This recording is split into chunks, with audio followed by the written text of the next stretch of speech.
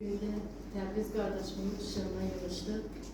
Mən də o vaxtı Azərbaycanın torpaqları işğal altında olanda, düşmən torpaqlarımıza hücum edəndə, mən də bir vətəndaş kimi öz borcumu yerinə yetirmək üçün mən də xidmətə başladım. Çox təəssüf ki, biz o qələbəni əldə edə bilmədik. Amma əziyyətlərimiz də çox oldu. Üzr istəyirəm böyüklərdən. Bizim böyütdüyümüz oğullar öz dayılarının, əmilərinin qisaslarını almağa qadir oldular. Öz cəsurluğuyla. Zaurun sosial şəbəkələrdə bir status paylaşıb ki, eyni anadan doğmana qardaş deyirlər, eyni ana üçün ölümə gedənlərə qəhrəman deyirlər. Bəli, Azərbaycan torpaqlarının işğalda olmuş ərazilərin öz canları ilə, qanları ilə azad edən hər bir oğula, hər bir vətəndaşa mən də bir vətəndaş kimi təşəkkürümü bildirirəm. Təbriz qardaşım kimi neçə qəhrəmanlarımızın ruhu qoy sevinsin ki, onların qanı yerdə qalmadı. Bundan qabaq da Cəbrayildə oldu. Mən o torpaqları gəzəndə həqiqətən də ürək ağrısı ilə gəzdim, amma qürurla da gəzdim ki, ürək ağrısı ilə gəzdim ki, gör neçə cavanlarımız torpaqlarımızın azadlığı uğrunda canlarından keçdilər. Bəzi elə evladlar var ki, təkdirlər, anaların tək qoydular. Amma vətənin darda olması üçün canlarından keçdilər. Amma qürur da verir ki, torpaqlarımız 30 ildir düşmən tapdağı altında oldu.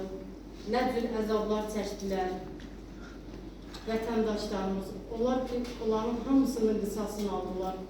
Zaur'u ən çox Sıxam Xocalı'da 5 yaşlı bir körpə qız var, Şəhidlər Xiyabanında. O uşaq olanda mən onu aparmışdım ona.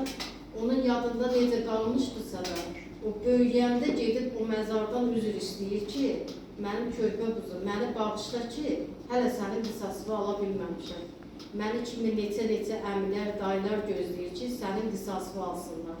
O öz gəncliyini o qədər arxain idi ki, o öz gəncliyinə, necə deyim, bilirdi ki, onlar qəhrəman böyüyüblər, o qisası alacaqlar. Şəxsən Zaur o körpənin narahatçılığını daha çox çəkirdi ki, onun nə günahı var idi ki, o belə oldu.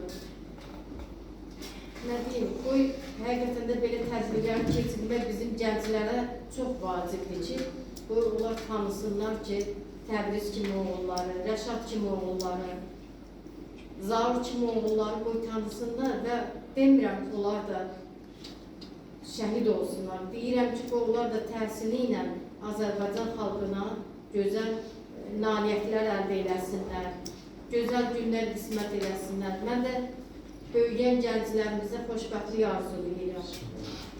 Mən Lənkəran şəhərindən gəlmişəm. Mən özüm hərbi xidmətdə olanda çox əziyyət çəkmişdim. Bilirdim ki, mən işdən çıxandan sonra heç yerə getməyəcəm. Çünki çox yorulmuşdum. Bir qadının 23 il xidmət eləməyi çox çətindir. Amma baxmayaraq o cür fikirləşirdim. İndi Azərbaycanın bütün bölgələrini gəzirəm, heç yorulmadan gəzirəm. Ki, oğullarımızın ruhu yaşasın deyə, Zaurları tanısınlar deyə. Mən o körpələrə xoşbəxt həyat arzulayıram. Mən bundan sonra elimizə, obamıza, xalqımıza həmişə gülər üz, toylu, düyünlü günlər arzulayıram. Müəllimələrdən, yazıcılardan da xahiş edirəm ki, həmişə baxmayın ki, Aygün Lənkəranlıdır, bu Gəncəlidir. Hansı şəhidin haqqında, hansısa şagirdə məlumat versiniz, mən inanıram ki, onlar onu qəlbində sevə-sevə yaşadarlar. Hər birinizi uğurlar arzulayıram.